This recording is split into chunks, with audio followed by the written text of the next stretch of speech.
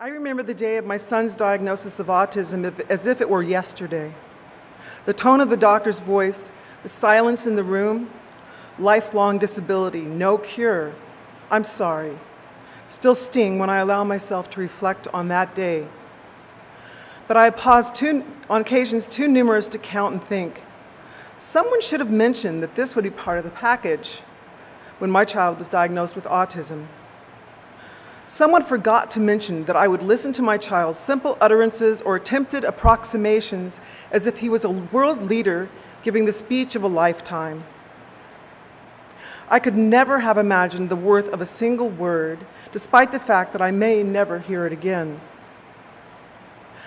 Someone forgot to mention that when my son was finally potty trained at age 9, there would be few people that would understand the significance of such an accomplishment, and even fewer that I could actually share it with. Accomplishments of any size, their worth, known only to me, would bring quiet celebrations between my son and me. Someone should have mentioned that autism is messy, that wallpaper's meant to be shredded, bathrooms are designed to be flooded, walls are bare in order to smear stuff on them, and washable paint really isn't, and that more food will actually be crushed and dropped than eaten. I wish someone would have mentioned that autism is extremely expensive. Doctors, therapists, medications, supplements, conferences, and sensory equipment are only the tip of the iceberg. I could not have guessed that it would be my child's disability which allowed people to cross our path in the life that otherwise would not have, and that such people would respond to a child in need. Someone should have mentioned that each time your child with autism initiates or engages in a reciprocal hug, that feeling that you had when you held them the very first time comes back time and time again. What they forgot to mention the day my son was diagnosed with autism is that the triumphs over this disability would far outweigh the tears, that laughter would eventually ease the sense of loss, and that sheer faith would allow me and millions of other parents to fall into bed exhausted each night, only to get up the next day eager to discover what else they forgot to mention. This story was by Sandy Sotson, a special ed teacher and mother, and is one of the stories in the Chicken Soup series. As you know, the Chicken Soup story, yeah, I'm taking my glasses off, I can't see you guys.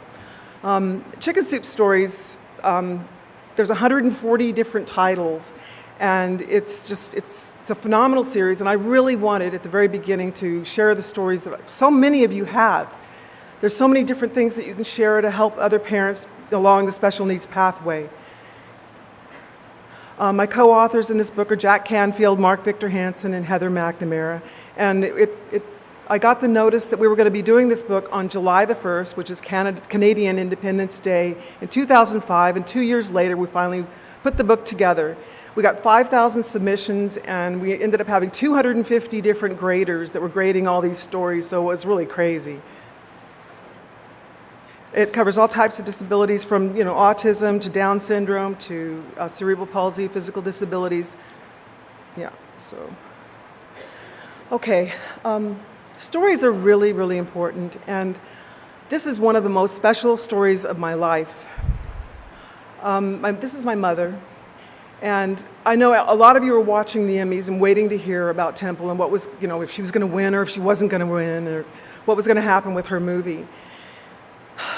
I sat on the edge of the seat, watching the Emmys, and the phone rang, and it was my son Matthew, and I'm like, no, not now. I can't talk right now. I've got to see this show.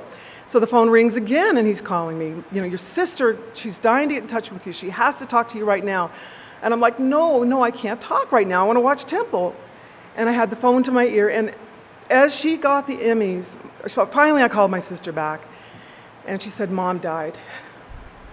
And it was at the same exact moment that Temple was acknowledged for all these 7 Emmys, and that she had asked her mother to stand up and be recognized at the Emmys. And this is the first time I presented since this. But my mother my sister's here too, but our mother was a wonderful, wonderful inspiration and a fantastic storyteller.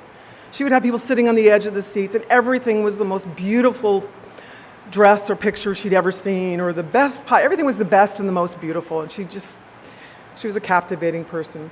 But it was just so synchronistic that happened at the same time. So I had one of the most powerful moments of my life, because losing your mother and then seeing Temple being recognized were just really amazing at the same time. I was torn.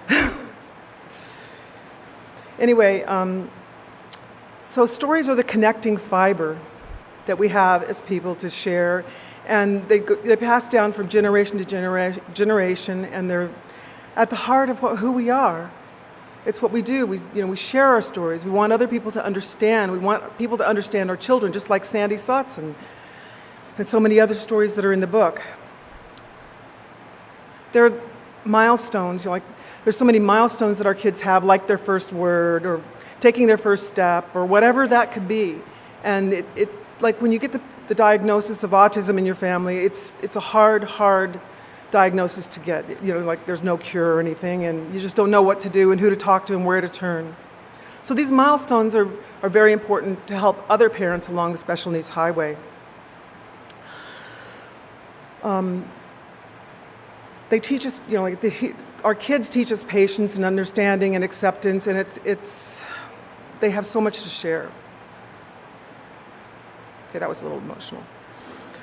I think I already talked about the 140 different books that Chicken Soup has, and that before we finally published in the Chicken Soup book, I decided I wanted to share the stories that all the parents had been sending me, and we published a book called The Autism Experience, Stories of Hope and Love, and it was really well accepted. But I didn't give up that wanting to have the Chicken Soup published. So 10 years after I published that book, they finally said, we're going to do this book, and it was really, really exciting. Well, one of my stories, the first time I did the presentation for Chicken Soup in Cleveland, Ohio, I got really I always get nervous before presentations, so ended up going to the bathroom about 10 times, just to make sure. Anyway, I walked into the wrong bathroom, and I'm like, how am I going to get out of here without anybody seeing me? And it was just, I had to sit there and wait, and I pulled my feet up off the floor as I was sitting down. So nobody could see the gold high heels sitting underneath the 10th stall. And then I finally thought the coast was clear, and I made a run for the door.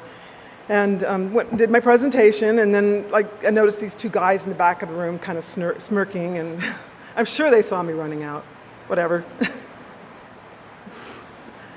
One of my favorite stories with Jonathan was the time that our next-door neighbor invited all 8 of us over to their house to have dinner, which is pretty crazy in the first place, especially when you have a young kid with autism and then a brand new newborn. Well, the kids decided to play hide-and-go-seek. So they're running all over the house and everything. All of a sudden, we heard this great, big, blood-curdling scream, and it's Jonathan, and he's stuck in a flower pot. I guess he liked deep pressure, I don't know. But it was about this high and about that wide, because I just saw it the other night because we went back over there and over to their house. And we thought we were going to have to call the fire department to crack the pot open and get him out. But my son Matthew had the brilliant idea of taking some baby oil and some Vaseline and ripping his shirt off, putting it around him, and we slipped him out of it. He just popped right out. And then Kimberly says, "Mom, it's like the pot's giving birth." So I do have the opportunity of visiting with a lot of different mothers a lot of times. And a couple of years ago, we were talking about the stories that our kids have. One mom said that her son flooded the bathroom floor so much that they had to replace the ceiling. And then this other mom was saying how her son almost caught the house on fire, So then I told her about my son with ADHD, Alex, and what he decided to do is he didn't want me to catch him playing with fire, so he took a match, threw it in the garbage can, and then he decided he was going to put it on the back porch, the wooden back porch. So I didn't find out. Well, we smelt something burning, so fortunately we saved the deck. But that's the kind of stories that, I think we all have those stories. They're hilarious. Not at the time they're happening, but they are later.